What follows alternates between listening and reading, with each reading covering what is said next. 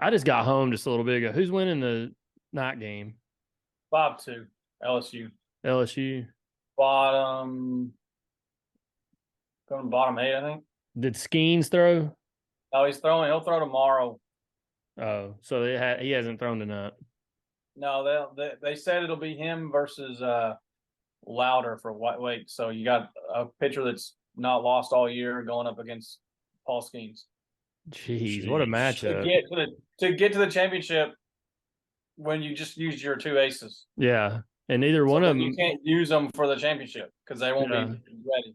Yeah, they won't be available. That's pretty ballsy not using Skeens tonight. They use some. Could they get? What if they got to Monday? They could throw because that'd be 4 days rest. Yeah, but they're used to like 7. They're used to true, a whole week off. They're gonna have to get over that if they want to play pro ball. I mean, if they get it, he'll pitch if they get to Monday if they need him.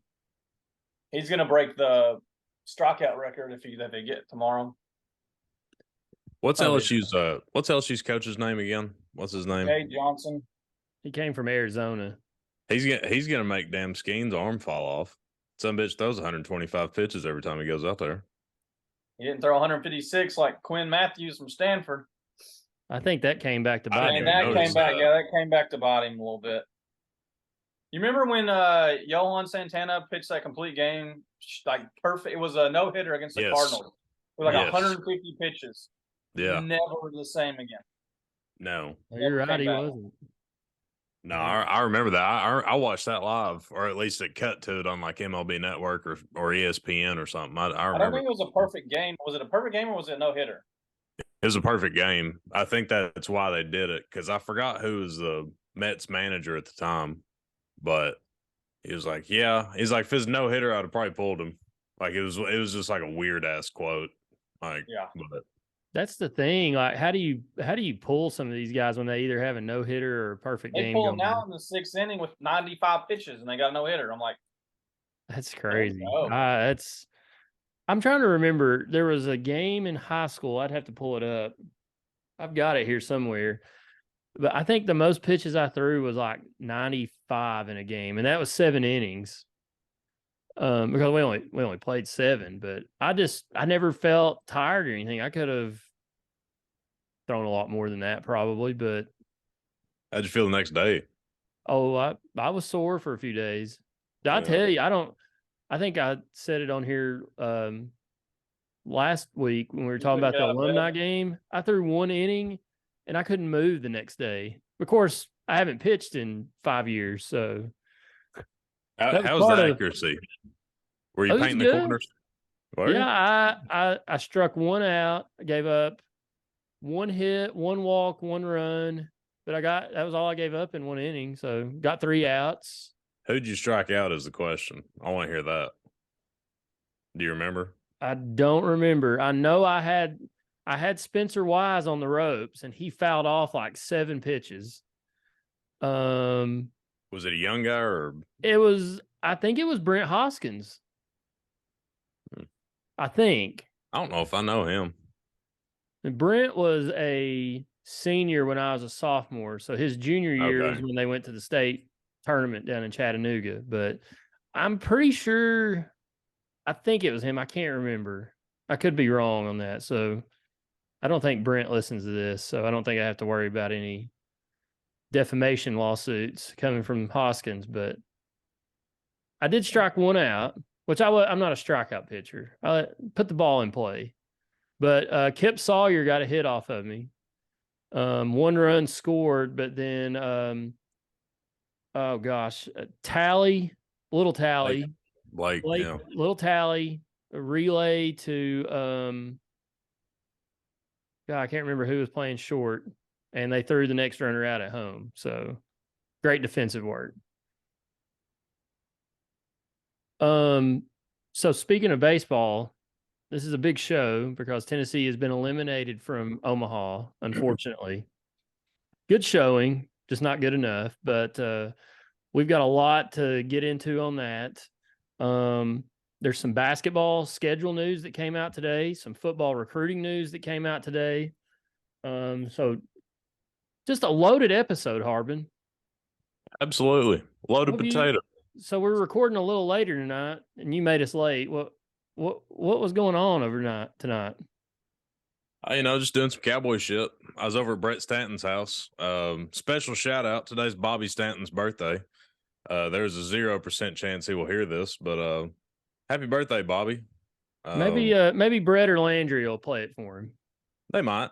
I also doubt that because Landry not so much, but Brett's chicken shit. But that's okay. Oh, God, good grief! No, it is. I mean, it is what it is. I am too. What?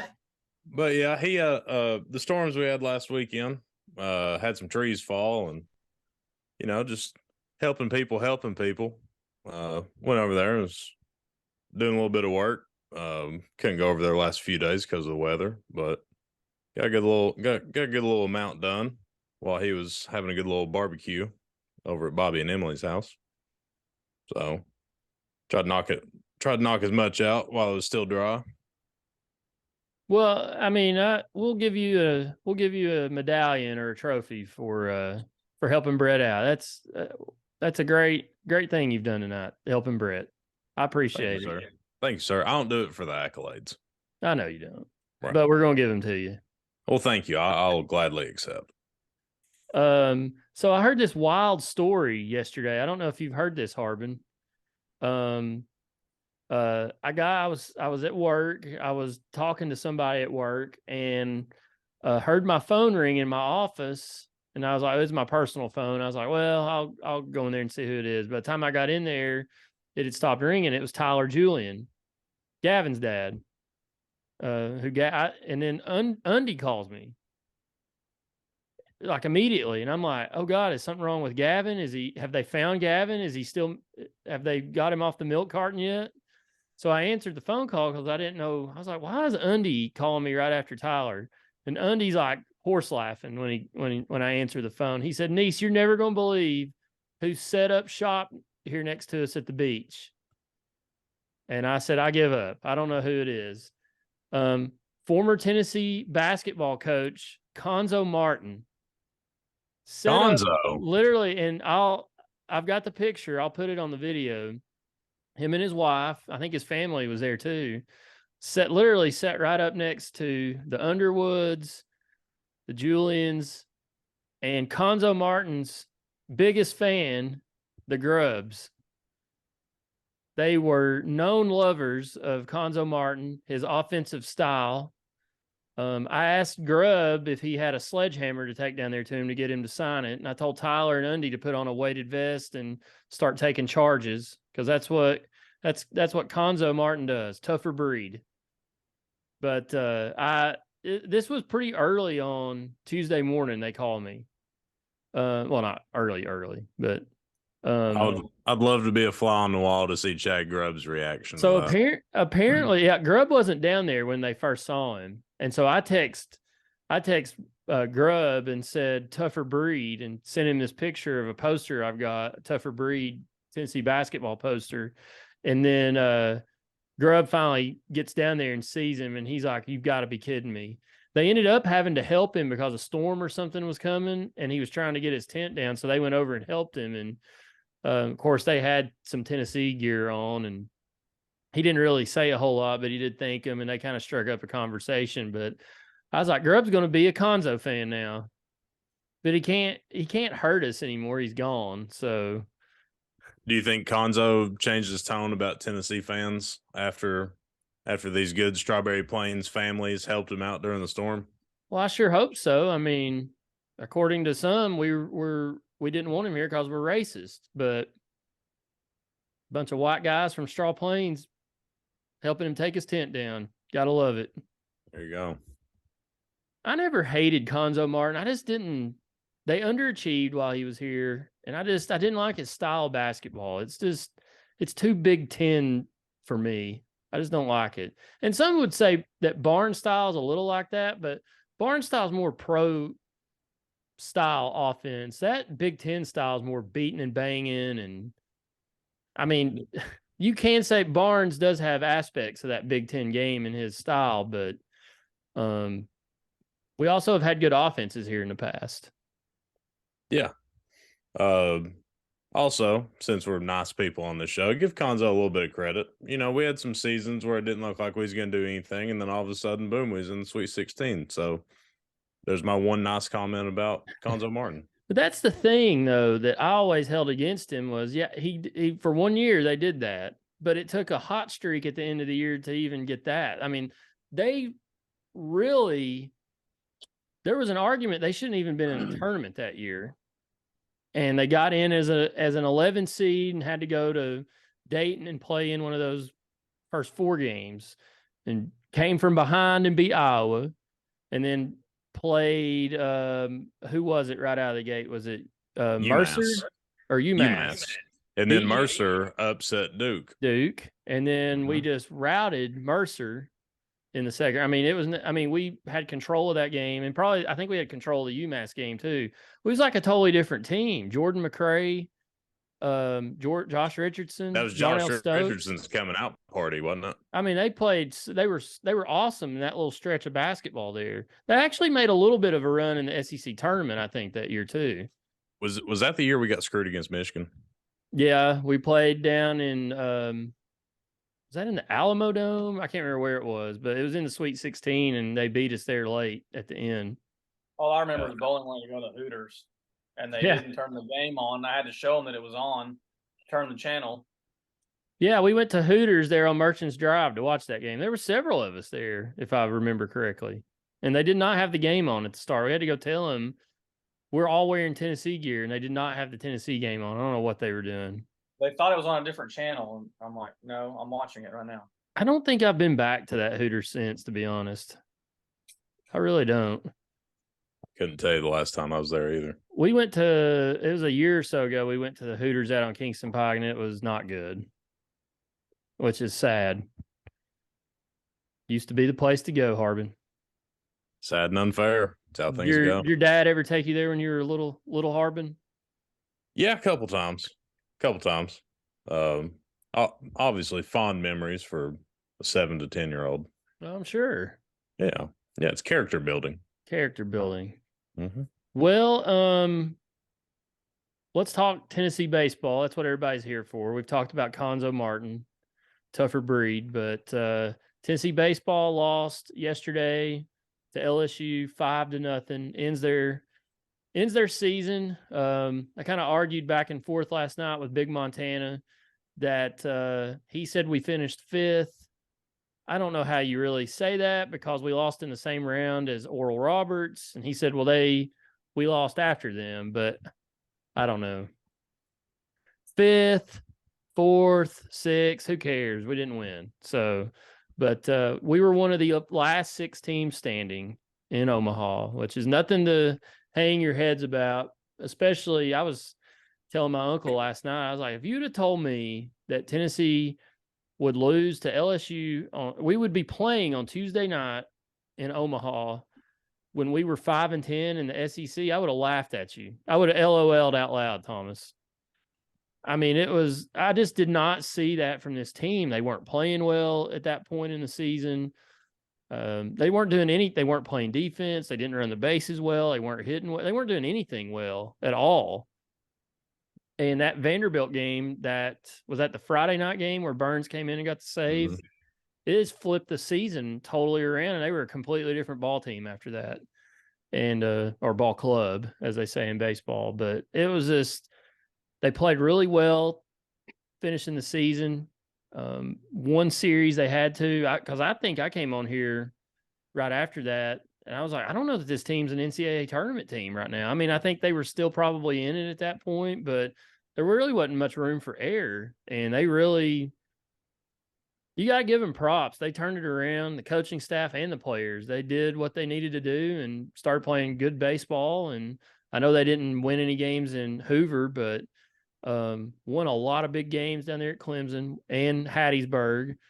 And, won a game for the first time in 20-something years in Omaha. I know we hadn't had that many trips to Omaha in 20 years, but it was refreshing to see a Tennessee team not cave in and make some noise a little bit. Thomas, what's your thoughts on the Vols trip to Omaha? it was a good trip. I mean, when you're having to face Paul Skeens game one, you're already kind of expecting a loss unless you play a perfect game and can get a run or two here and there. But they battled, made him throw 125 pitches and got him out. And your one or two hits from tying the game, or you have the go ahead, you have the tying run on in the eighth. So, and then I thought they played really well against Stanford. I think their approach at the plate with the wind blowing in, you weren't going to hit a home run, and they just hit the singles and one extra base hit and 13 hits, and they did, against a pitcher the type of pitcher that we don't really hit well, as we saw last night, a lefty with a changeup. We don't do well against lefties or off-speed pitches. So yeah, no, you're right. I mean, that approach against Stanford there in the second half of that game was awesome to see. I mean, it's like they totally changed.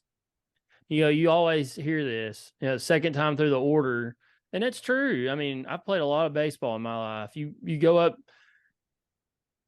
bat to bat against a guy you've never seen before, so you kind of, it's a filling out process. You don't really expect to come right out of the gates and just start hammering somebody, especially when you get to this point in the season, this level. But they made a lot of good adjustments in that Stanford game. Same thing at Southern Miss. They did we haven't recorded since that Monday night game there in Hattiesburg that we won, but they made a lot of adjustments in those two wins that they got.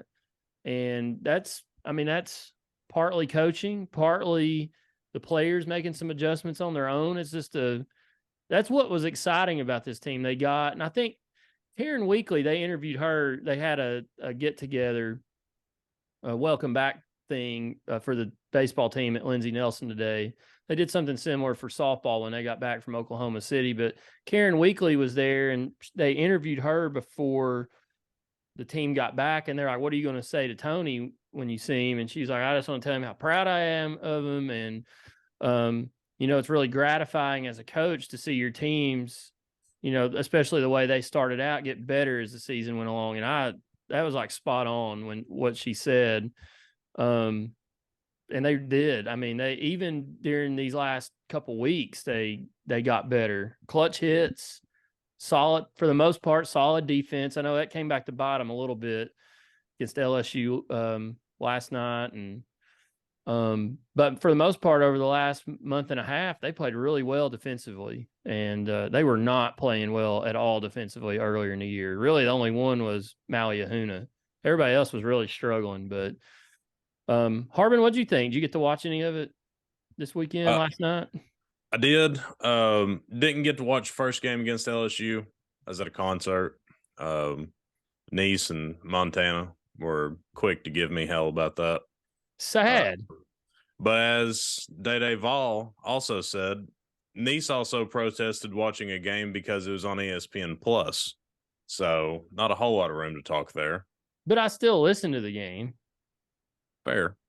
I kept up with it on the ESPN app on my phone.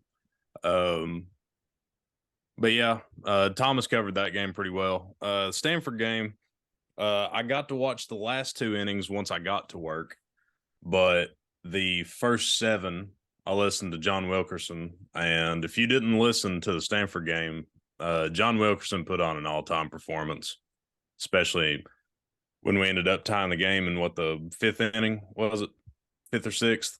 The 5th is when they tied it, and in the 7th they went ahead. Yeah, all-time performance out of Mr. Wilkerson. But like you said about the Stanford game, kind of changing the approach, just kind of making contact, get it out there. Because I think sometimes when we get down, we just start swinging for the fences, and they kind of just choked up and was like, let's just make something happen here. And that was really nice to see. And then last night, the LSU game, Beam did his part for the most part. Just couldn't get the bats going, really. That's kind of what plagued us at the beginning of the year. We had some critical errors. Couldn't hit the ball, and Normally, if it's pattern, that's normally how things end, and nothing to hang your hat on. It was a great turnaround to the season. Like you said, it was just nice to see a team in orange not lay down and kind of fizzle out. But overall, I'm happy with the season, especially with where we were in April, May, those areas. It was cool because after the SEC tournament, I was like, there's a 0% chance we get out of Clemson. And I was proven wrong with that. Zane Denton became a Knoxville legend. Went down to Hattiesburg, took care of business. I ain't going to hang my head. 2 trips to Omaha in the last 3 years. Got the #1 recruiting class coming in. We're losing on paper like 6 or 7 guys, maybe 8. Things are looking pretty high going into next year too. So I wanted to bring Thomas in on this because out of all of us, he follows baseball, excuse me, the most closely. I was looking at the roster last night after the game. I know there's some guys, and I haven't been able to find it today. I just haven't taken the time, but I know there's like 3 names that have entered the transfer portal. I don't think they were any type of contributors. But who do we lose beside? I mean, we know we're going to lose Dolander. You lose Sewell. We lose Griffin Merritt. He's gone. But do any of these other, like Christian Scott? He's a senior. Could he come back? He's a 6th year. No, okay. Scott came back for his 6th year. So him and Sewell are like 6th year. Technically, I guess Merritt. I don't know about Halverson because I was going to ask you because you said that, but according to the roster, he's a redshirt junior. Yeah, I think he goes pro. I think he's got I don't think we were going to have him more than a year anyway. But he got hurt last year, so that kind of derailed his season. Denton, I think, has a year left because he's got a COVID year left. I don't know that he comes back, but it would help. Who was that? I'm sorry. Zane Denton. I think he's got a year left. Everybody was saying he's got a year left. Yeah, he was one that I had circled. Ahuna's gone. He's a junior, but he'll get drafted. But he in theory could return. He could. I don't see him returning.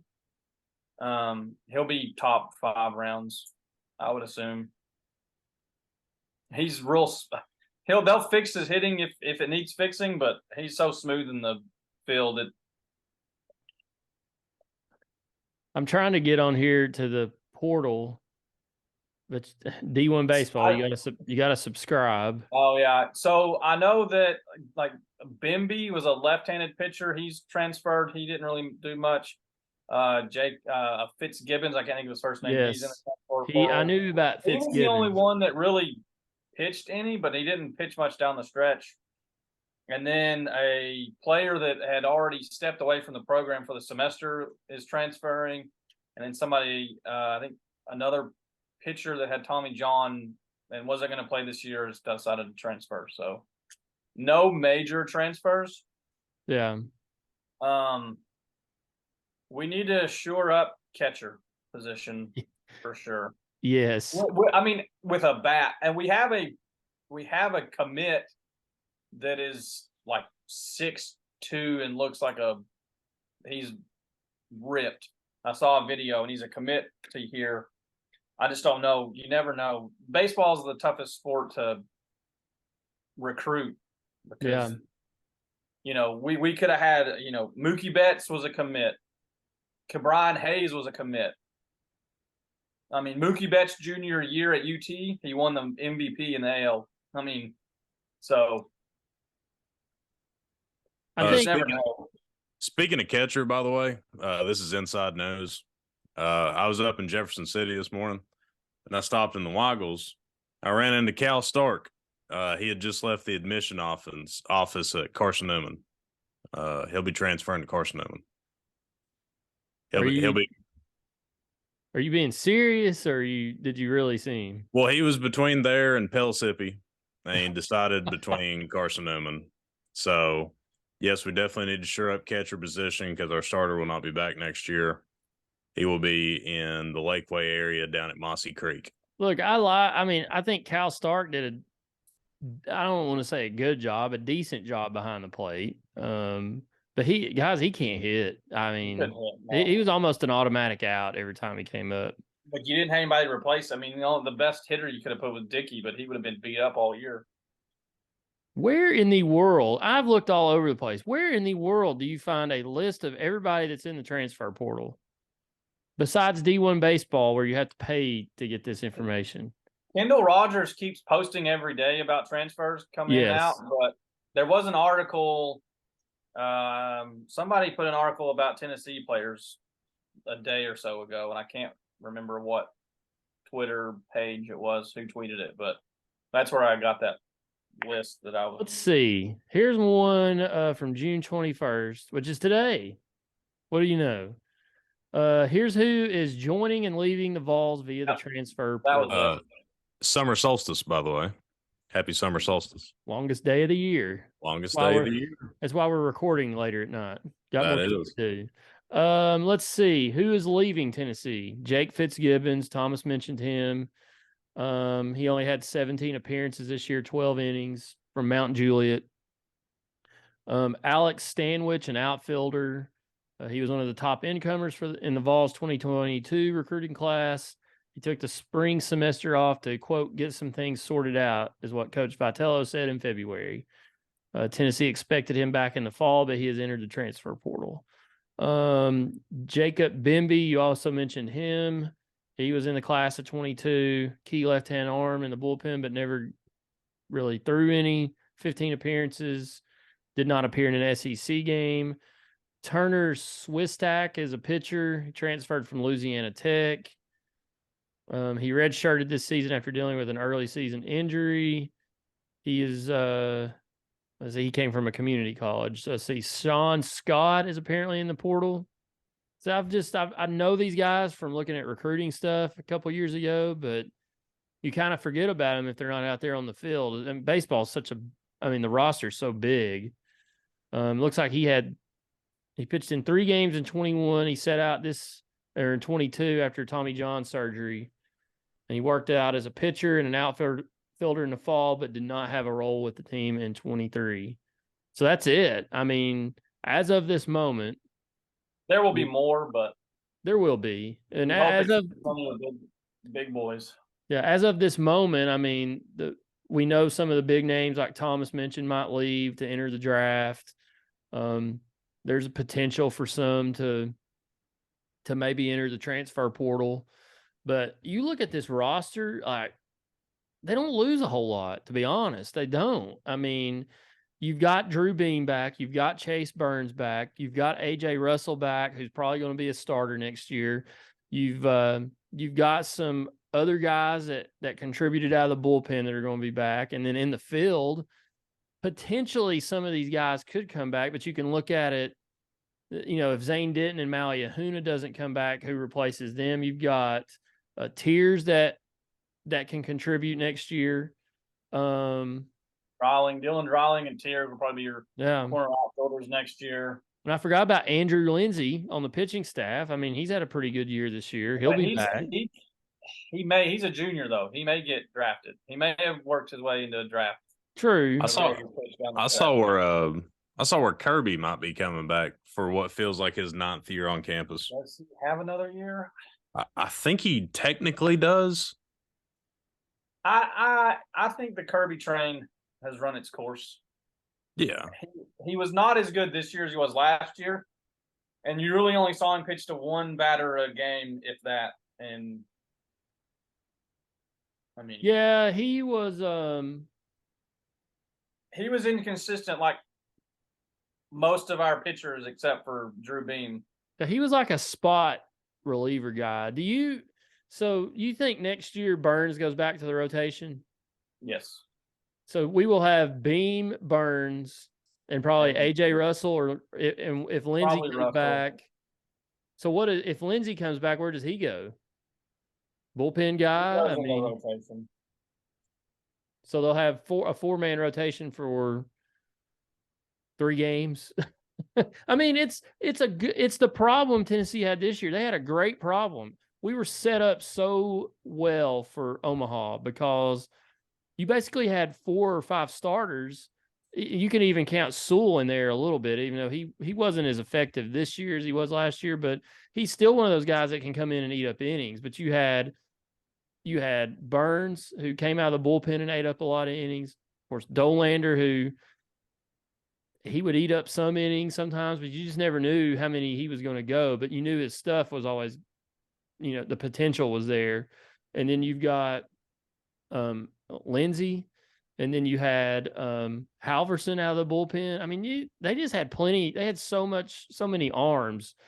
And I think that was what was frustrating against LSU the other night. Our pitching was set up better than theirs, and our offense never could get going, and it put it's not like the pitching was that bad. We gave up 3 runs through 8 innings, and Ole Miss or LSU tacked on 2 more there in the 9th. But we kind of reverted back to our early season. I mean, we gave him 4 runs. I mean, should have had him picked off. Should have had Cruz picked off at first in the first inning. He scores. Throwaway gets the 2nd run in. A wild pitch gets the 3rd run in. Jared Dickey doesn't. He goes pro. You think he goes pro after this year? Because he's a redshirt. He's a redshirt sophomore. He's a redshirt sophomore, so he's a draft eligible sophomore. I just think he goes. I hope he I wish he'd come back, but it's hard to turn down. Now, if you do lose Denton, Ahuna, and Dickey, that's a totally different thing. I mean, you're talking 3 guys that contributed pretty heavily, but I don't know right off the top of my head who replaces those guys. But those are 3 key losses. Even though we did bitch and moan about Ahuna at the plate a lot, but defensively he was spectacular all year long. I think the problem everybody had with Ahuna is he came in hitting, he hit 396 at Kansas. I think he dealt with some injuries that they didn't really talk about, and then he got a late start to the season. But I mean, he still hit over 300. He had 3 or 4 hits in the College World Series. I mean, he hit a hard ball yesterday and 2 hits, I think, yesterday. No, he hit him and Burke actually turned a corner the last 2 or 3 games, really making a conscious effort to go the other way with the baseball at the plate. Now, I forgot about Christian Moore. He'll be back. He's just a sophomore. He's not draft eligible. And then you got Blake Burke will be back. Yeah, the left side of the infield, the right side of the infield, they're back. It's just 3rd and short you don't know about. Yeah. Forgive my ignorance on this, but this is a question for those that know. Are college eligible players in the draft the same as high school players if they're not pleased with their draft or whatever, they can go back to college? Is that how that works? Or because I know high school players, if they're committed and they don't get drafted where they really want to or where they thought they were going to, they have the option to go to college instead. There's a deadline they have to make a decision by. Okay, so it's but I think you can't. I don't know what the rules are now, but you couldn't hire an agent, I think, or I think you could have an advisor, but you couldn't have like an actual agent because that would make I think I don't know exactly. Gotcha. But yeah, I'm pretty sure there's a deadline to when you have to make your decision. So we do have Harbin, you were right. We do have the top-ranked recruiting class for 2024. We actually just got a commit from the region here in East Tennessee, from Loudoun County. Jackson Walker, a pretty good player from what I've heard. I've not seen him because Carter only plays single-A schools now. That's a baseball name, Jackson Walker. With an X, Jaxon. Oh, dude, he hits bombs. He hits bombs. I don't even know if he's a position player. Yeah, he's an outfielder, 5'11", 180. Bats left, throws left. Short porch at Lindsey Nelson. Absolutely. Short porch at Lindsey Nelson. Don't forget that. I mean, just looking at this, they've got oh shoot, where'd it go? 22 high school commits, 7 in the top 100. We have the highest ranked class right behind us is LSU. Vandy's 4th, Mississippi's 5th, Texas A&M 8th, Mississippi State 9, Florida 10. So Auburn 11. So you got 1, 2, 3, 4, 5, 6, 7, 8 of the top 11 are SEC schools in recruiting. But Tony Vitello, when he came here, he was known as probably the best recruiter in the nation, and he's continued that here. And with that in mind, and we talked about some of the people that could leave or that will be leaving, does Tennessee bring enough in? I mean, I'm assuming we might hit the portal at some point. Being in Omaha, you're a little behind the 8 ball on that, but not necessarily. I've seen South Carolina's picked up some players. LSU's picked up a couple players, even while they're still playing. But does Tennessee, are they able to reload next year and get back to this same point? Short answer, I'm going to say yes. I think with what I guess it depends on who decides to go, who decides to come back. So it's probably too early to say. But short answer, I'm going to say yes. And to answer your other question, we're definitely going to hit the portal.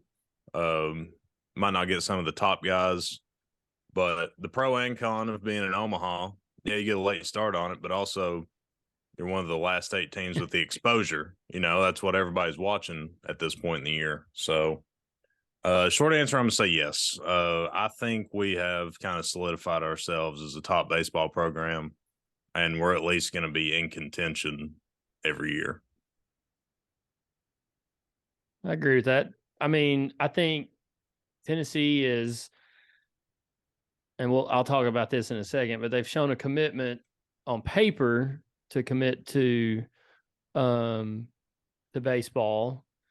But I think Tennessee's a contender in the SEC every year, and they're a contender to obviously make the NCAA tournament. I think if they don't make the NCAA tournament from here on out as a program, it's a disappointment. I mean, I don't think it's a fireable offense for the coaching staff, but something has gone wrong if this program doesn't make the NCAA tournament from here on out every year. It's kind of the same thing in basketball. If Tennessee doesn't make the NCAA tournament in basketball, there's something wrong. But I don't know, Thomas, you're season ticket holder. You're there pretty much every night. Does this team, I think they can rebound, but, I guess we just don't know a lot yet. It's probably a hypothetical answer because we don't know who's leaving, who's coming, who's going, anything like that. But this program seems like it's built to be able to rebound and get back there. I mean, I think you, as a fan, the expectation is to make the NCAA tournament, SEC tournament, play for championships. But the College World Series baseball is the hardest sport, in my opinion, to win a championship in. I mean, you could have the best roster, best team in the country, and you don't make the College World Series like last season's team, because by hands down the best team in probably the last decade, everybody was, they were saying, and you have 2 bad games and you're back home watching or not watching the College World Series. I didn't watch it. They did. None of the players watched it, according to they interviewed one of them. Somebody asked me the other day about the College World Series last year, and I was like, I can't even. I know who won it, but who won it? I forgot. Ole Miss. Ole Miss. That's right. Yeah, see, I didn't. I literally did not watch any of it last year. Yeah, I think I watched it, but I couldn't. Like, I was so sick to my stomach. Yeah, I was with you at that game on Saturday and Sunday, Thomas, and I don't think we hardly spoke walking back to the trucks after the game. But we can blame the Twins for those losses. Oh, the Rose Twins, yes. Rose Twins, blame them. Anytime Thomas sees all year they went to and we lost. Anytime Thomas sees Matt or Michaela Rose at a Tennessee sporting event, we lose. So next time I see them at every football game because they sit right below me, but that doesn't count. we were talking last time I saw him. It's been a while. I can't remember which. I think it was Matt. I was telling him, I was like, he was wanting to go to. It was before we dropped BYU. He was talking about going there, going to LSU, and I was like, man, Thomas says you shouldn't go. They did go to LSU this year. I'm pretty sure. Oh, did they? Well, maybe the curse is broken, Harbin. I mean, it's over. The curse is broken. I mean, I went to Clemson. Tennessee beat Charlotte. No worries. I went to I went to one basketball game this year, which is sad for me, but no, I went to multiple basketball games this year. We won them all. I only saw us lose one game in football, and that was at South Carolina.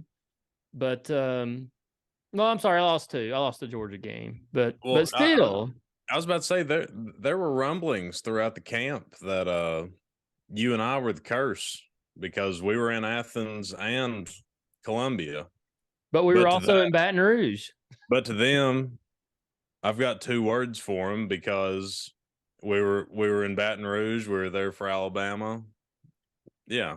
You know, the curse is broken. I went to Hoover last year, and Tennessee won the SEC championship. This is the first time I'd seen Tennessee win a championship, and I don't care if it was national or conference. I'd never seen Tennessee win a championship of any kind besides the Eastern Division, and that doesn't count in my book. And they did it in Hoover last year, so the curse is over. It's broken, but I don't know. I think the guys mentioned it on the telecast last night that Tennessee's not going anywhere. I don't think they go anywhere. Now, am I saying they go back to Omaha next year? I don't know. But they should be right there in the mix in the SEC. They should be right there in the mix to host a regional or a super regional. But it's tough. Like Thomas said, college baseball, especially in the SEC, this conference will eat you alive if you're not careful. It's not going to get any easier either. No. With Texas and Oklahoma coming in. I know Texas had a good year. I don't really know much about Oklahoma baseball.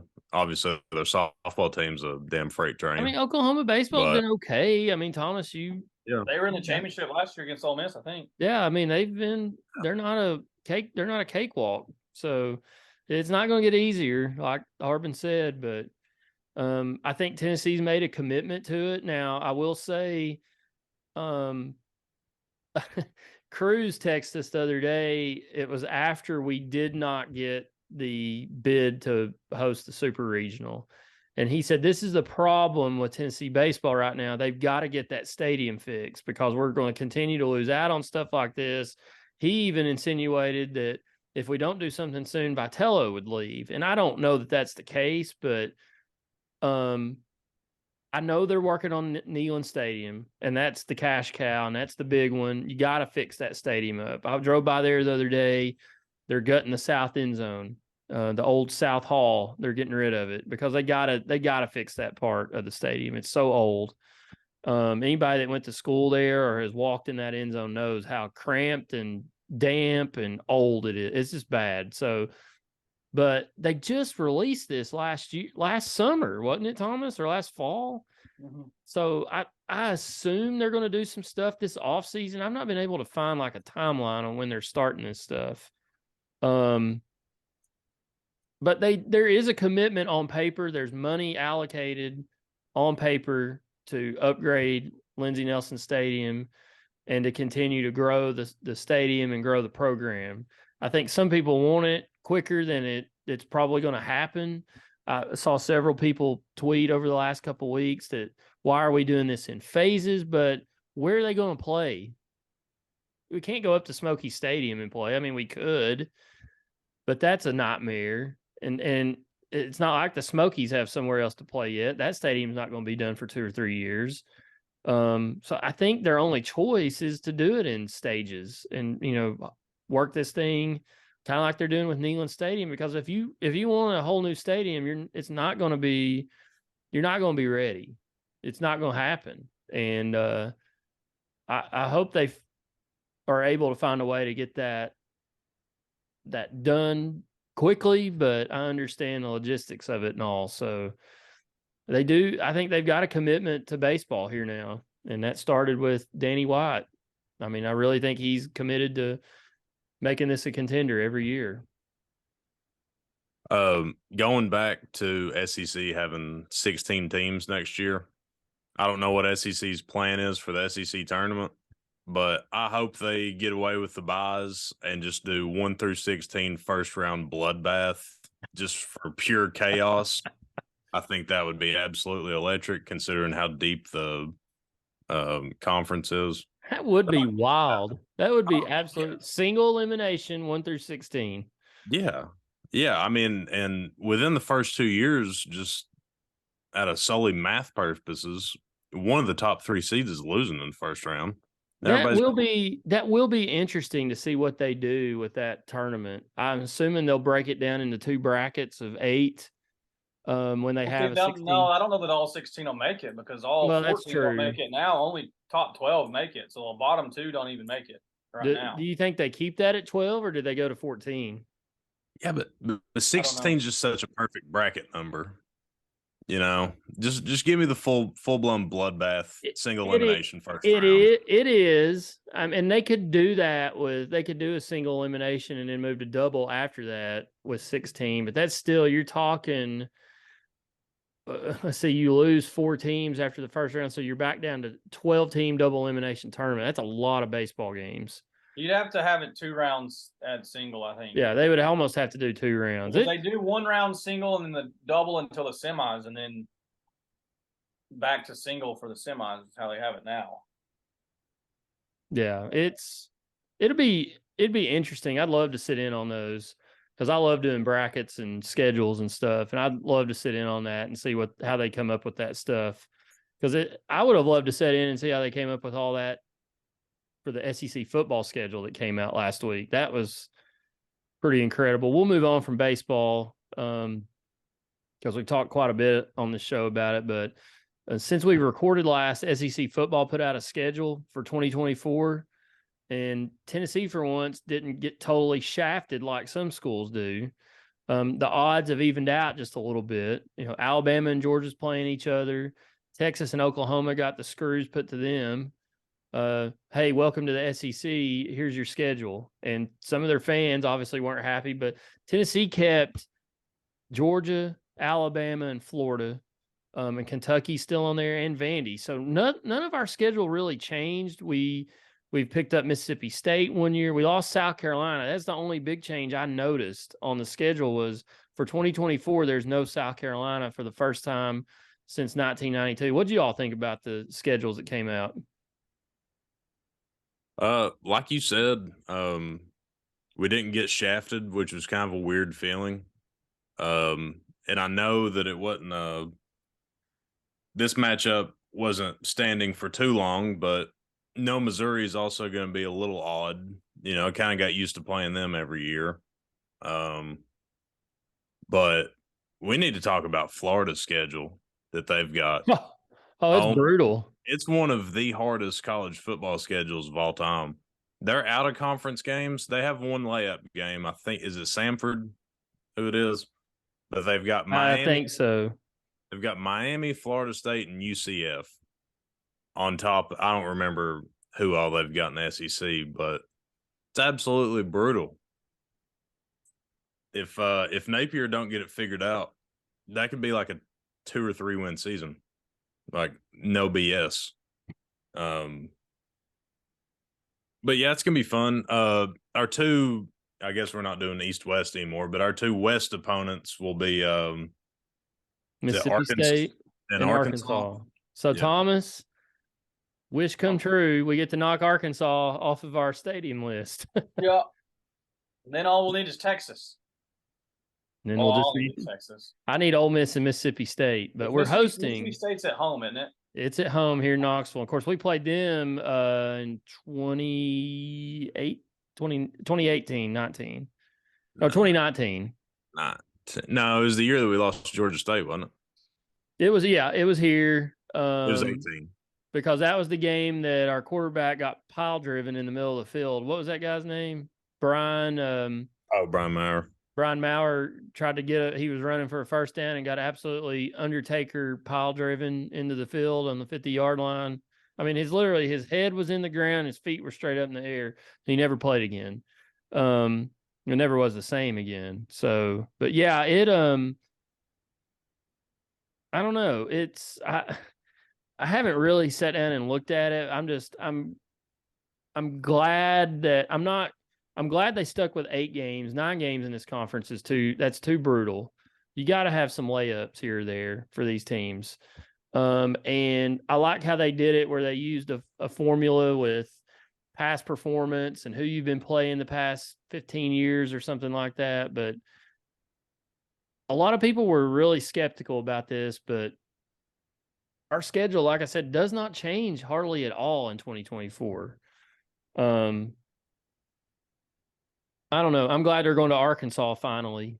I haven't been there ever, like we just talked about, but that'll be nice. But I'm trying to pull it up here. That's why I'm rambling. I've got all of them pulled up. I'm trying to look. I'm just trying to glaze over and see who's got a hard one. So I'll read out Tennessee's. In 2024, we host Chattanooga, UTC, in Knoxville to open the season, and then we go to Charlotte, Bank of America Stadium, to play NC State. So we need to mention that starting in 24, every SEC team has to play one Power 5 opponent. So they have to play somebody from ACC, Big 10, Big 12, Pac-12, outside of conference, at least one. And then we've got Kent State in Knoxville, UTEP in Knoxville, but they've not. Why is the SEC schedule not on here? I guess because they don't have dates for it yet. Well, the SEC, our home games are Florida, Alabama, Kentucky, and Mississippi State, and the away games are Vandy, Georgia, Arkansas, and Oklahoma. So I'll say this, and I had heard people say that we might play Texas in 24. It actually made more sense that we're playing Oklahoma because I think we had a game scheduled to go there anyway.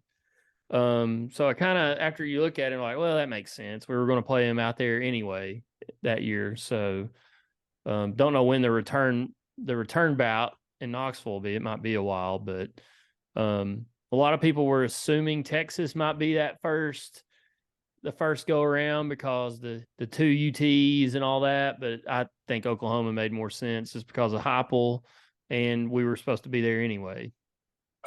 Texas's SEC schedule is really not that bad currently. At home, they've got Florida and Kentucky, and you got Georgia and Mississippi State. And then on the road, they've got Oklahoma and Vandy, Texas A&M and Arkansas. They play the same schedule as us, except they have A&M instead of Alabama. Looks like that's the same exact schedule. Exactly. But Oklahoma's is tough. At home, they've got us and Texas and Alabama and South Carolina. And then away, they've got Missouri, Ole Miss, LSU, and Auburn. That's rough. Yeah. Yeah. At Auburn, not an easy place to play. We know LSU is not an easy place to play. Probably the easiest is Missouri. Yeah, but so that place gets weird at night, though. It can get weird. Thomas and I have been there. It's weird. As Undy says, let's get weird. M-I-Z, you can't spell. Remember that guy? Oh, yeah. We were getting. And it reminded me, Thomas, correct me if I'm wrong, it reminded me of Vanderbilt so much when we were there because at the time they were adding on to the stadium, but it's still small. Worse than Vanderbilt. Right. The bathroom, to get to the bathroom took 45 minutes. And we parked in a parking garage. They didn't charge us. That was the best part. I think did we take a grill or did we just take? No, we took a cooler, but they said you can't have a grill because somebody caught a car on fire. Yeah. In the parking garage one time because they put it under the car and it was still smoldering and it. I remember it was pretty cold that it was a night game. It was Butch Jones' first year. Yeah. That was a terrible drive. It was a long drive from Knoxville through Western Kentucky and parts of Illinois and then into Missouri. I didn't think we were ever going to get there and then ever get back. And then the game was at night and we parked for free. I mean, that was a parking garage right next to the hospital and there was nobody up there. It was the craziest thing. You would have had no idea we were at a SEC game. And it really did not feel like the SEC when we were out there. It felt like we were at a Big 12 game. They were too nice. Yeah, they were way too nice. So I just got Florida's SEC schedule. Brutal. They have a chance to not be favored in any SEC game, betting wise. So the games they've got on the road is Texas, Tennessee, Georgia, and Mississippi State. And at home, they've got Kentucky, A&M, Ole Miss, and LSU. And that's on top of Miami, Florida State, and UCF.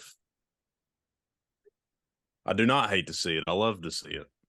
Piss on them. You hate to see it. It's just sad, isn't it? I don't. I actually find it quite enjoyable. We all do. It's just nice to see us not get the ringer. Yeah, I mean our schedule. Not that it's easy or anything, but we've got Vandy, we've got Mississippi State, who I don't know what they're going through they've got a new coach, so that'll be their second year under their coach if he makes it 2 years. So we've got a couple. I don't want to say layups, but some games that are winnable. And Florida's, if you listen to Vols picks on Twitter, he talks about Kentucky and Florida's recruiting is just fantastic. But so far, they've not shown anything on the field. I'm skeptical of both of those programs.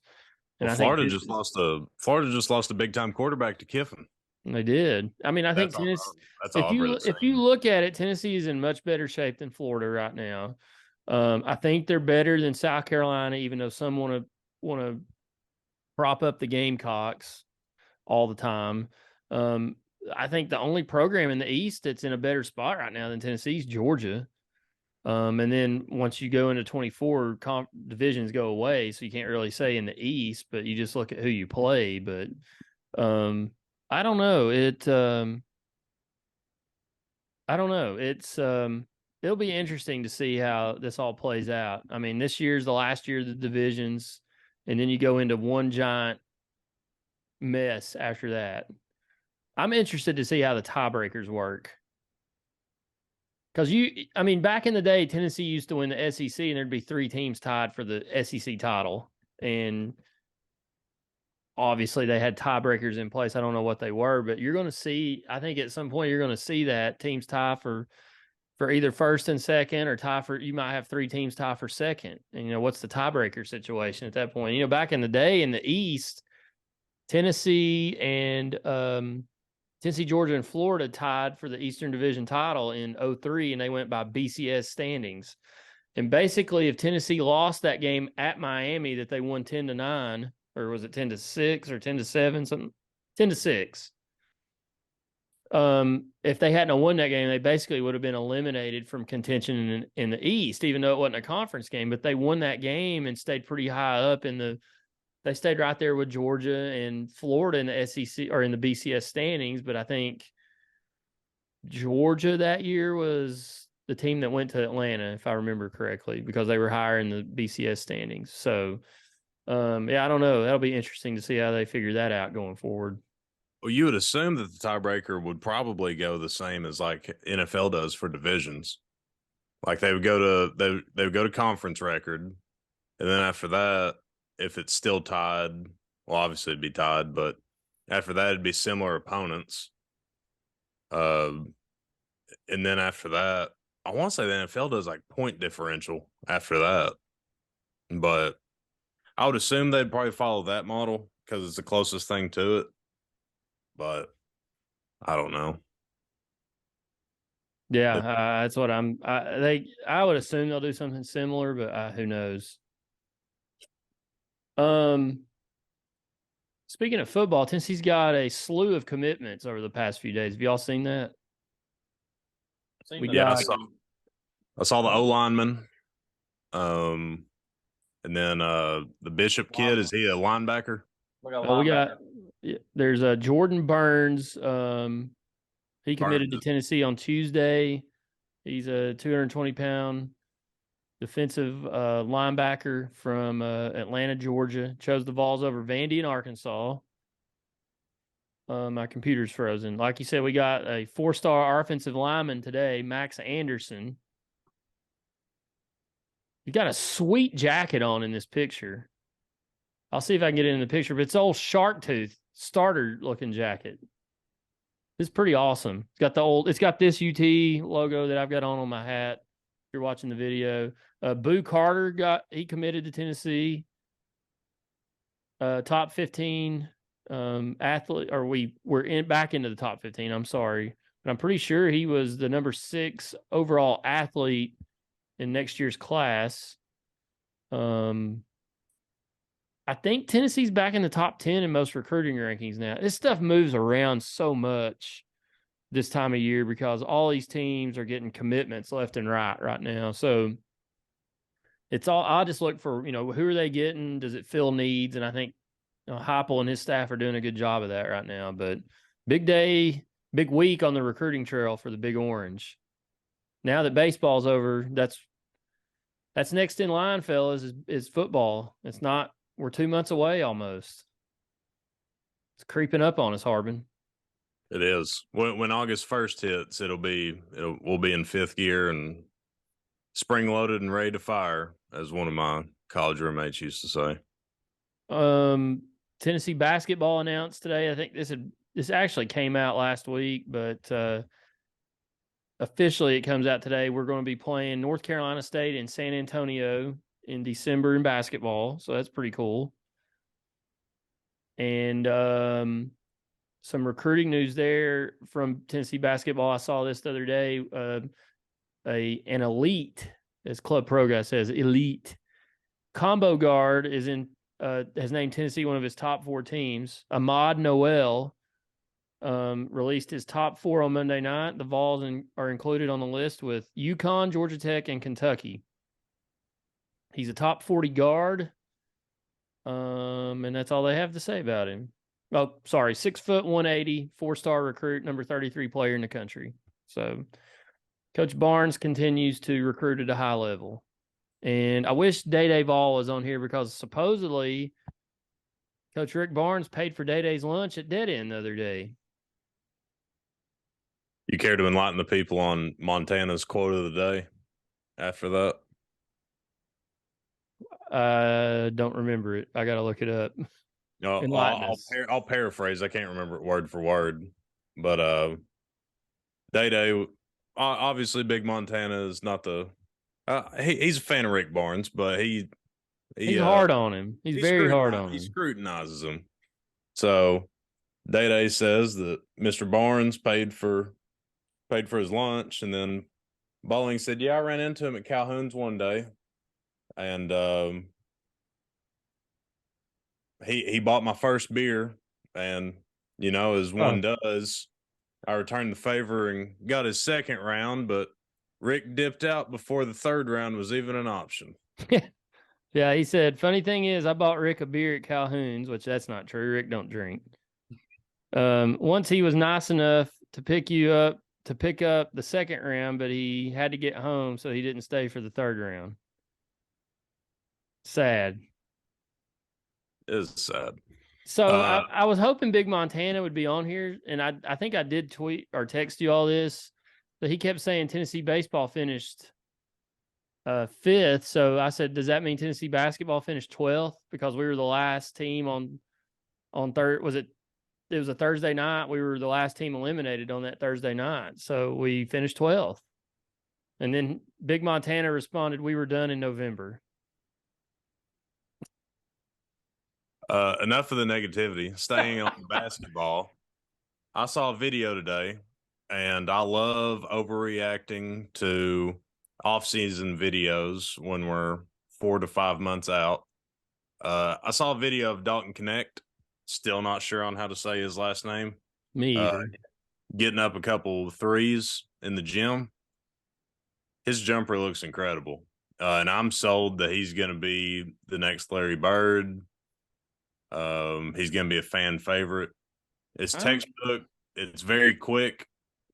It looks awesome. So I'm telling you guys, just looking at this roster that they've brought in and reading, it's so early, but reading preseason rankings and things like that, Tennessee's in most of these rankings, they're in the top 15, but some of them have us in the top 10. And I just think if these guys pan out like they should, they've done a really good job of filling some holes that they needed. The only weak spot right now to me is at point guard with this basketball program because of the Zakai Ziegler injury. You don't know really when he's going to come back and then how long is it going to take him to get to 100%. It's different for each player, but he could probably come back in December, but they probably hold him out till January. But I think this team could be really good again next year. They're going to compete. They're already in some of the Vegas type odds, one of the top 2 or 3 teams in the conference next year, which is that's where Tennessee should be in basketball. I don't know. I think they could be good next year again. I do think Ziegler comes back a little bit earlier than what we think, but I think the first 4 to 5 games is on a very strict minute restriction. Like we'll probably bring him back for like the Lipscombs and stuff like that and play like 10 minutes, get his feet wet. But yeah, I don't think they'll fully cut the string until late December, early January. But they're definitely going to have to get his feet wet before we get into conference play. We should be getting a schedule pretty soon for the season. I don't think the whole thing's out yet, but it usually it's around July when we usually get a schedule for the upcoming season. And sometime in the next few weeks, we should start getting kickoff. I know we've gotten 3 so far, but we may get some more. I don't know for football. We might get some more here over the next few weeks. We'll see. I don't know. They do it different than they used to. It used to come, it was like mid to late July, early August. Now they've already put some out 2 or 3 weeks ago. Virginia's at 11 o'clock Central Time, barf. Florida's at night in the swamp. So it'll be interesting to see some more kickoff times hopefully come out. But the basketball schedule should be out here pretty soon. Here in the next few weeks, I would guess. Is this upcoming season the last season for SEC on CBS, or is this the first season for ESPN? I'm pretty sure this is the first season for ESPN. Big Ten's on SEC this year. I'm gonna miss that music. Are they gonna keep the same music for Big Ten? Probably not. God, I would hope not, but I've seen commercials and they're playing it. So when that music hits from Minnesota Northwestern, I'm gonna barf. It's just not the same, is it? Absolutely not, and especially, and it's gonna be at 2:30 now. Yeah, I was looking up some the old ESPN themes from like the mid 90s. God, if ESPN brought that back, they would win a lot of my affection back. That mid 90s ESPN college football primetime music. Look it up. It's on YouTube if you've never listened to it. It takes me back to middle school. It's so awesome. It's way better than what they got now. All right, Mr. Nice, I'm going to flip the tables on you. You always really Dudley style, Dudley boy style. Yeah. Thomas, get the tables. You always tell who to go first. I'm going to make you go first this time. Or you have the honor of, you have the tea. You have the tea.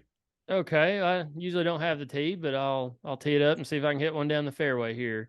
My hater and loser of the week. He's not really a loser because he came in and shut Tennessee down the other night, but it was for an action he did in Tennessee's first game against LSU in the CWS in Omaha. It was Riley Cooper from LSU, and he grabbed his PP and started shaking it up and down through his baseball pants.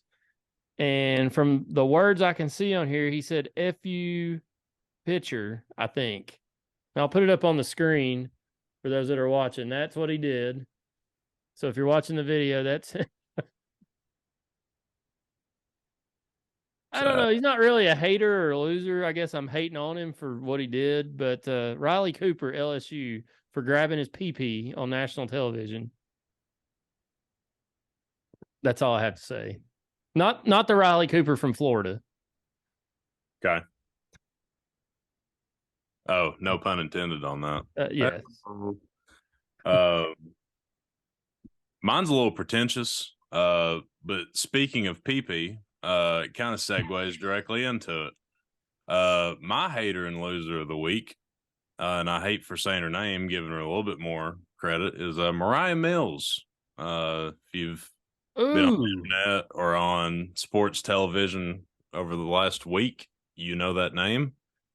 But the rundown of it all is she is an adult film actress and pretty much was trying to get pregnant from Pelican star Zion Williamson. And she is upset that he pretty much chose another adult film actress over her. And she took to the Twitter machine and posted screenshots of conversations, threatened to leak videos. Take that for what you may. And pretty much, I think Adam Silver made the call to Elon, and her Twitter account is now suspended. So that's pretty crazy. You haven't seen any of her movies, have you? I have not. Did not even notice the name.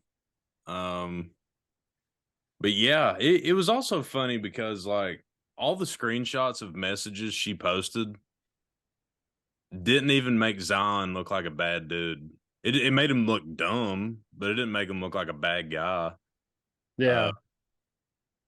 It was dumb because he was pretty much like paying her to hang out with him, which is odd when you're that high profile of a person. This makes zero sense to me. But she's pretty much upset that she's a washed up actress that doesn't have much left in the tank, we'll call it.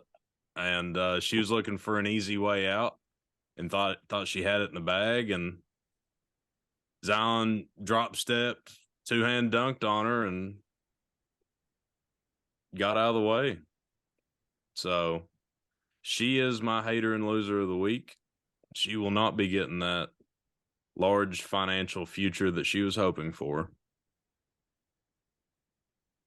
Sorry, yeah, that was crazy. I just saw this guy I follow on Twitter at Bo Ransom posted to an LSU fan, "Hey, Kev, buddy, if you're going to call people losers, you may want to invest in a burner account. They're free and you can like whatever you want without the real you being on display." And this dude has liked so many porn accounts on his, and the guy has scrolled up and down to show this guy's face and what he's been liking on Twitter. It's fantastic. So if you get a chance, look up at Bo Ransom on the Twitter. All right, so my hater and loser of the week is Riley Cooper for grabbing his PP. Harbin's is Mariah, whatever her name is, trying to extort Zion Williamson. Thomas, do you have one? Do you have a hater and loser of the week? I can't think of one at the moment. Oh man, not any Vanderbilt fans that keep running their mouth? Anybody like that they had something smart to say? There was a Vanderbilt. There was a tweet on Twitter today. There you go.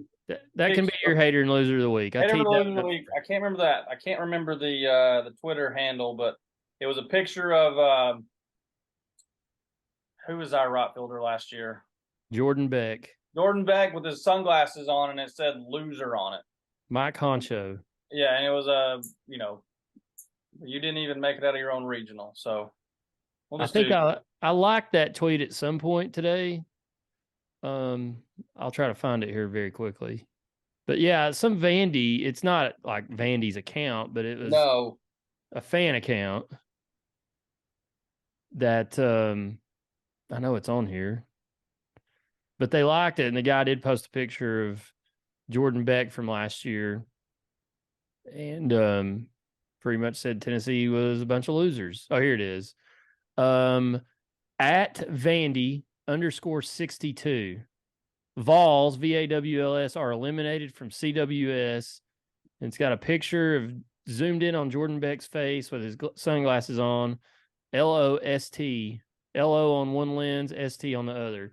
That's real rich. That's real rich coming from a Vanderbilt fan whose own team couldn't even make it out of their own region in Nashville a couple weeks ago. And it's about the same. They're in the same category almost. As Arkansas, and then some of these Southern Miss fans cannot let that loss go a week ago in Hattiesburg. They're still running their mouth about Tennessee. Let me lay this out for you. If your team loses and they're not playing in the next round, you can't run your mouth about the team when they lose. You just can't do that. And it makes you look like even a bigger loser, hater and a loser. So there's Thomas's hater and loser. At Vandy_62. Sad.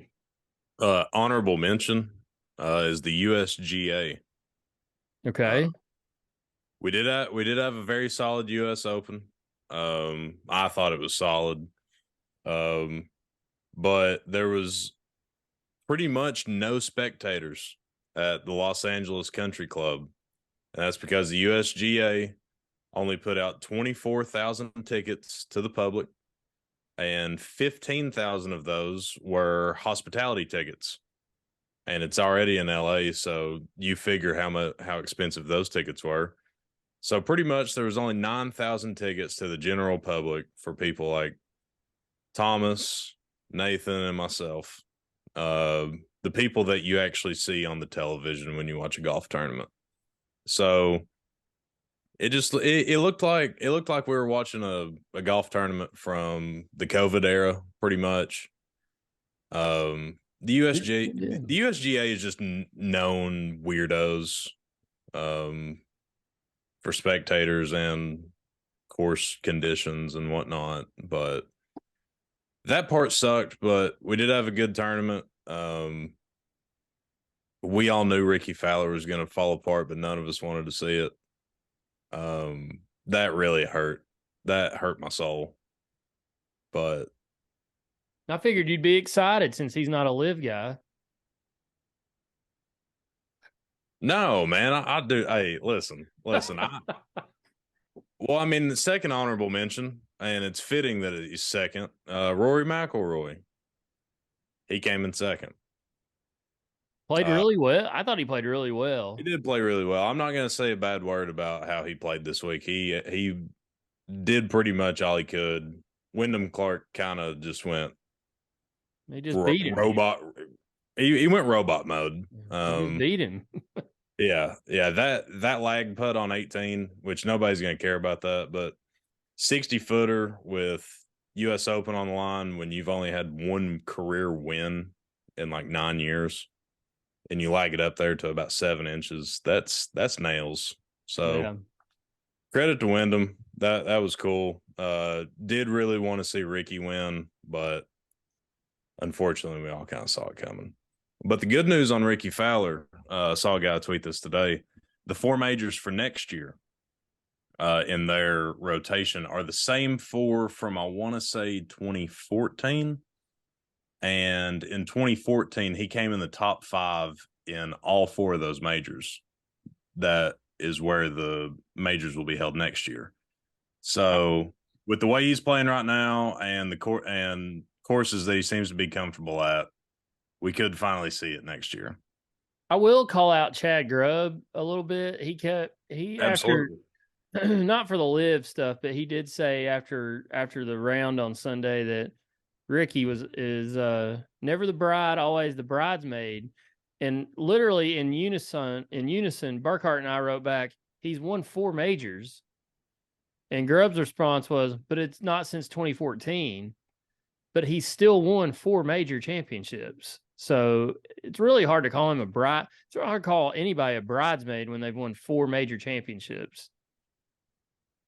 I know it's been a while, but who has? Rory McIlroy. Oh, I thought you said Ricky. Oh, I may have. I'm sorry. It was Rory McIlroy, not Ricky. I was sitting there and I was like, Ricky has not won 4. My bad. No, and I may have said Ricky. If I said Ricky Fowler, that's my fault. But no, Rory McIlroy, always the bridesmaid, never the bride. And I'm like, he's won 4 major titles. Pretty sure he has. I know he has. Yeah, also, he won the 2011 U.S. Open, 2012 PGA, 2014 Open, and 2014 PGA. He's never won the Masters. He's won every other. He's one away from the Grand Slam. So, spoiler alert: do you want one? Yes. He's never going to win the Masters. Maybe not. You never know. I never thought Sergio Garcia would win it. Well, that's also true. Or Danny Willett. That made everybody puke. Yeah. If Rory McIlroy can just, it's like he has one round every year at Augusta that keeps him out of or not out of contention, but that holds him back. If he can eliminate that, I think he can win it down there because he can bomb the ball, but it's he always has one round every year down there that keeps him out of that top spot. In complete non-biasness, everybody knows my stance on Rory, but in complete non-biasness, ever since that year, I forgot what year it was. I want to say 2012, 13, when he had a solid lead going into Sunday and he shot 80 down there. I think it's just a complete mental block. Because obviously he's good enough to win the Masters.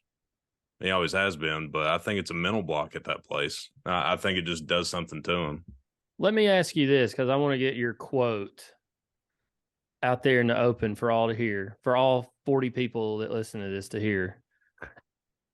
Because I know this is going to come up when we're in Georgia on the golf trip. It could be an explosive Thursday night, maybe Friday night too. Oh, it's going to be something. It's got all the ingredients. Is this live PGA thing good for the game of golf going forward? Strictly golf, yes. I believe it is. With the financial part and potentially political and all that, it could get dicey. I don't know. We don't know what it entails. But golf-wise, I think it is. However, you've got a lot of the top guys on PGA like that are pissed off about it, and rightfully so. Like Adam Scott, he had an interview, I want to say it was today, maybe yesterday, and they asked him about it, and he was like, honestly, I don't know how to feel. He's like, because I stayed, and I think he had an offer on the table from Liv for somewhere between $75 and $100 million, and he just gets a pat on the back and a firm handshake for staying. You know, I mean, there's going to be a lot of those guys that are pissed off, but I think in the grand scheme of things, golf-wise, I think it's going to be good. And in a weird way, this was really the only real outcome because Liv was never sustainable, and I knew that. I mean, most people that followed it knew that, but they had so much money being pumped into it that it was going to last long enough for something like this to happen.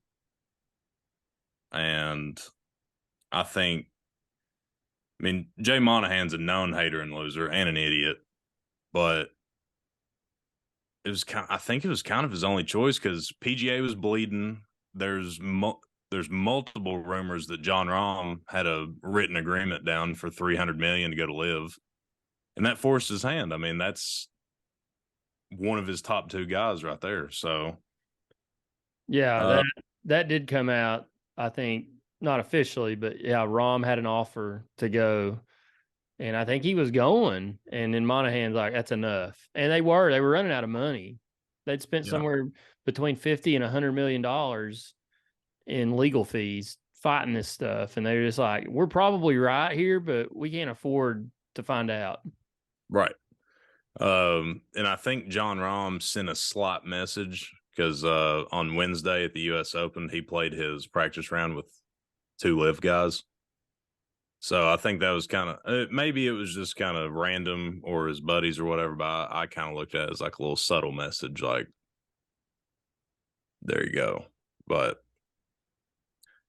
I think it'll be good, though, and I think it'll be good seeing Brooks Koepka in the Ryder Cup.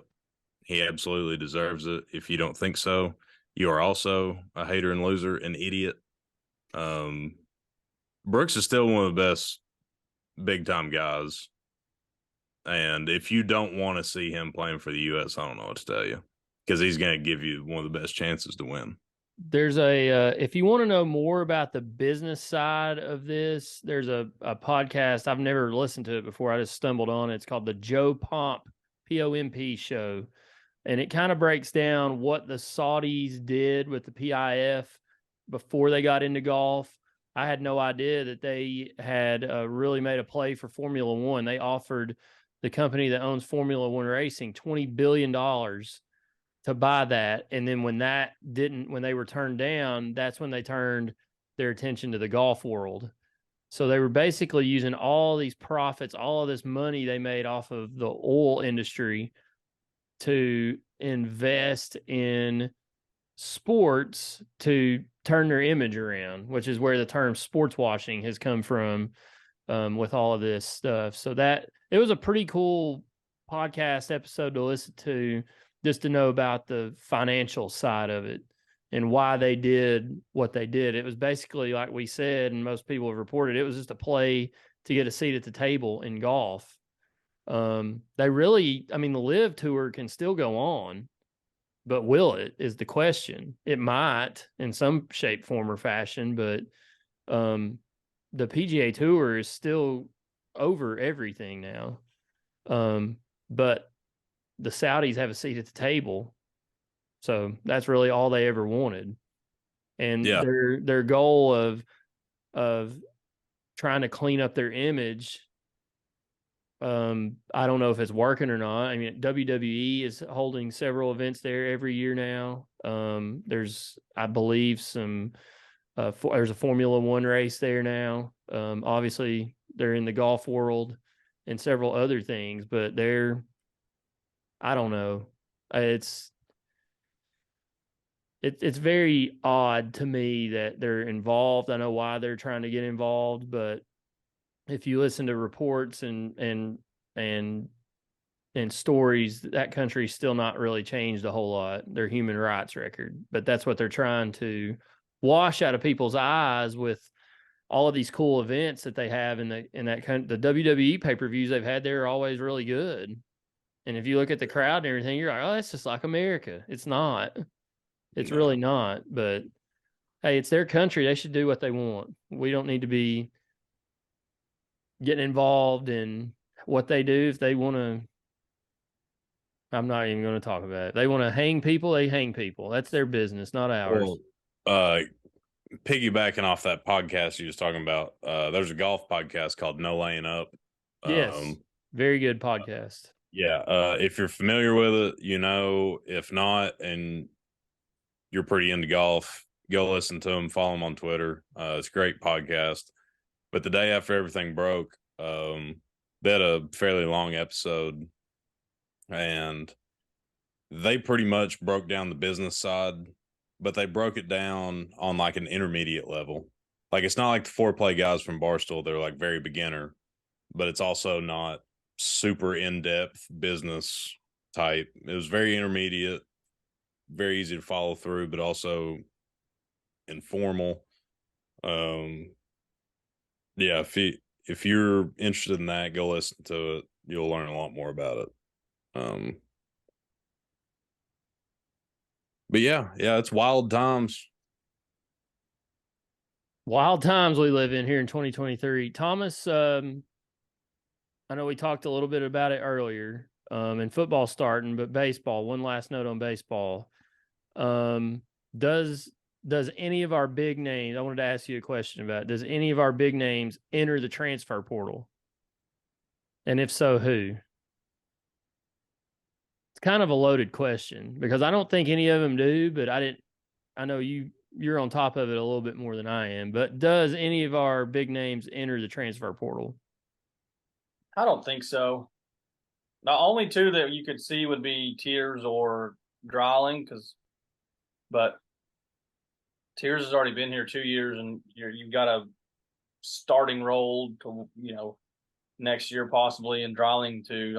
I think they'll be key factors. So I don't think any of the big names go transfer, unless it's to like a 6-year guy that's just wanting a graduate top thing. But I don't know if we have any of those. And I wanted to ask you too, what is going on with the St. Louis Cardinals?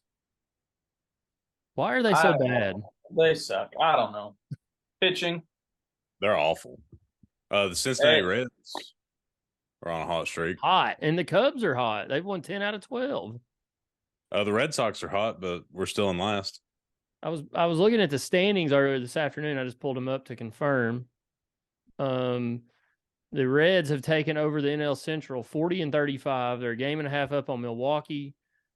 Reds have won 11 in a row, Harbin? Yeah. Their last 10, they're 10-0. If they won today, yeah. They won today. They won 11 straight today. The Cubs have won 8 out of 10, 10 out of 12. They're 36-38, 3.5 games out. And the Cardinals are 13 games under, 31-44, 9 games out. Cubs and Cardinals are going over the pond this weekend to play in London. I think they're on Fox at noon on Saturday, and then they're on Sunday Night Baseball, but in the morning. ESPN at 10 a.m.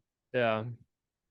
That'll be interesting to see. I saw the layout of the stadium. I think it's a soccer stadium they've kind of converted in. I figured they'd pick like a cricket stadium or something. I don't know if they have cricket in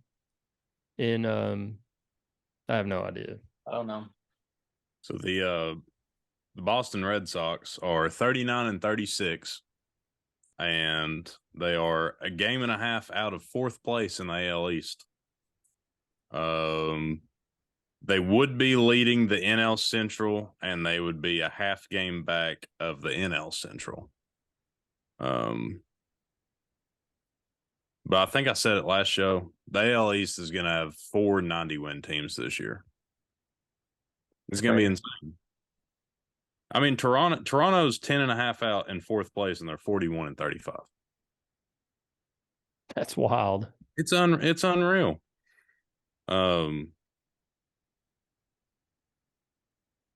Every team in the division has a positive run differential. Toronto only has a +9. That's kind of interesting. I think at one point, I don't know, I deleted the standings, but the Cubs were the only team in the NL Central to have a plus run differential.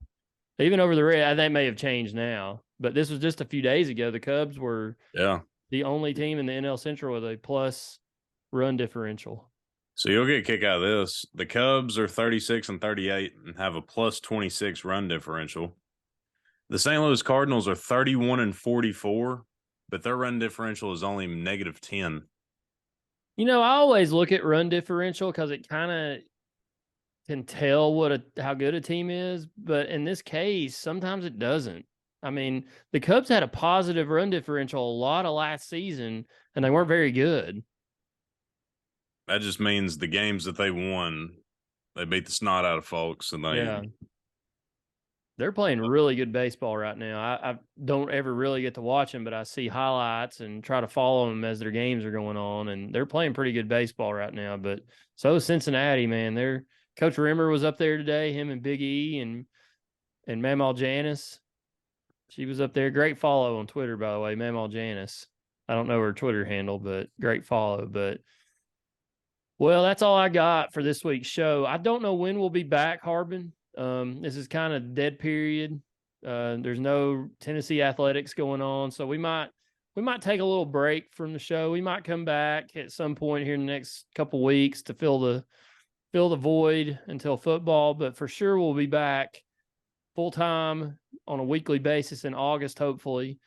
I know I've got some off weekends here coming up where I'll be out of town over the next couple weekends. So it might be tough for us to record, but this might be the end of season 3 of the podcast. It's hard to believe we've done three full seasons of this, and we've started in 2020 in the fall and went through that disaster of a football season, and basketball was so-so, and there was baseball was pretty good that year in 21, and then this past 21-22 season, things got a little bit better on the football gridiron. Basketball was what it is. Baseball was outstanding except for the Notre Dame series, and then this year was really probably our best athletic season we've had so far since we've been doing this podcast. Football was outstanding. Men's and women's basketball, baseball and softball was great. Even the smaller sports were good. Golf, tennis, track and field, everything. I mean, Tennessee right now, athletics department-wise, is in really good shape, but it's been fun getting on here and talking about it these past few months. I think we started back in August last year, and we've dropped Gavin. I don't know where he's at. I got to get him back. He comes in and out of my house, Harbin. He has access to my house to work on it, but I never see him. I come home and I know he's been here, but he's gone. He's like a ghost. I wonder if he knows when I'm coming home, and he hits the road before I can get to him. Speaking of getting on here in the next few weeks, we will be doing making an executive decision here. I know where you're going. We will be doing a Straw Plains Invitational preview show. We will. I'm glad you brought that up. We have had multiple requests for that, surprisingly. So that's what we do. We deliver for the people. Probably get some predictions, maybe a couple interviews, perhaps. I don't know. I'm just kind of talking right now. So let's do this. Let's say we're probably going to take the next 3 weeks off. Okay. Today is June 21st. The Straw Plains Invitational Ligma Open is July 20th through the 23rd. So sometime between now and then we'll record this episode. We may have to do it, over different times to get people on to interview them and things like that. But we will have a preview show for one of the most electric events in sports entertainment on a yearly basis. And it is entertainment. We're going to have to wait until Jay Monahan, a.k.a. Ryan Burkhart, and Jimmy Dunn, a.k.a. Chad Grubb, divvy up teams. Ryan Monahan and Chad Dunn. Yep. We'll have the executive council meeting probably the week of the 10th of July. That's usually when we get together at a secret location. And we put our brains together and pick these teams. And there's rumors swirling that it could be a Ryder Cup type layout this year, which we've done one time, but it could be a Ryder Cup thing. We haven't decided yet, but it's what we're looking at. Well, I've heard that this secret meeting is now going to be extremely ritzy, because Chad Grubb has turned heel and accepted some dirty money. So there's going to be a bunch of high-end liquor and real nice red meat and whatnot, and y'all are just going to have a little ball. Who did he accept dirty money from? It's not confirmed, and I don't like spread rumors, but we all know. It's just kind of how Chad's always been, man. I'll have to do some digging into that. It's the first I've heard of this rumor of dirty money and Chad Grubb. Dirty Money Chad Grubb, that's his nickname. Hey, I said one time on the golf trip, I'd do anything for a scholarship. People haven't let me forget that either. So, all right, guys. Well, I appreciate you two coming on. Big Montana was supposedly working. He couldn't make it. Now, who knows where Day Vol is? He might be eating with Rick again. And belittling my character, saying I'm a Southern Miss and LSU fan, which I am not. Neither of those teams. I do watch them from afar, but I'm not a fan of them. I'm Tennessee first and foremost, and that will never change. But Thomas came on here, gave us some insight into Tennessee baseball. We'll have to have you back. Hell, he might replace Gavin or Day if they don't get off the milk box. But it has been over these past few months. It's been fun being on here pretty much every week. We took a week or two off, but been fun coming on here talking about the Vols, and it's even better because we're actually competitive in a lot of these sports now, which for decades and years we weren't. So we'll be back. We're going to rest and recoup. Harbin, we'll have a preview show, you and I will, for the Straw Plains Ligma Open Invitational to be contested in Hartwell, Georgia this year. So on the banks of beautiful Lake Hartwell. Yes, beautiful. And we'll probably take we'll probably swim in beautiful Lake Hartwell a couple nights, and should be fun though. I'm excited about it, and it'll be coming up here in a few weeks. Always a fun trip. But Harbin, you and I'll get together. Thomas, appreciate you coming on. Glad to be here. And just so you know, I am putting a deposit down on 2 season tickets for Tennessee baseball. Nice. But I don't know when I'll get them. But I guess when the stadium ever expands in 3 or 4 years. So. Is Josh still doing that table down at the? Yeah. Yeah, a buddy of mine, Josh Walker. Some of y'all may probably know him. He comes and hangs out at tailgates, and he has put in a deposit there at Lindsey Nelson for one of those tabletops with 4 tickets. So may end up just sitting over there, and I don't know what I would do with mine, but this last season kind of put me over the edge. I'd been kind of on the fence because sometimes I don't get to go to a lot of the games just because of my schedule, but I'm tired of not being able to not get tickets and not have tickets. And I would love baseball. I want to watch it in person. So I'm on the bandwagon. I may not have him for a while, but putting my name in the pot, Harbin. Heard that. Proud of you. I'll take you with me, maybe. Maybe. Oh, real quick, vintage Chad Grubb. He had no idea Tennessee was playing this week. I'm in a text group with him, Kevin Griff, and Ryan Burkhart and myself, and we were texting about the game, and he's like, "What are y'all talking about? Y'all make it sound like Tennessee's down 10-0, but he literally did not know that Tennessee was even playing or in the World Series this week. But that's vintage Grubb. He just doesn't. That's what I love about him. He just didn't know. Just how he is, man. Love it. Love Chad Grubb. All right. Appreciate everybody listening. Remember, you can find us anywhere you get your podcast, Apple, Google, I don't know what some of the others are, wherever you get it at. Well, you also can find us if you want to watch us and see our faces. We're on the YouTube. We'll be on there. So check us out there. Watch our videos. Listen to our podcast. We'll be back very soon.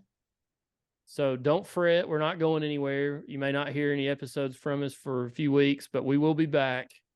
And appreciate everybody listening throughout the season. And get ready for another big football season this fall. But we'll be back soon. And you have been listening to the Section YY8 podcast.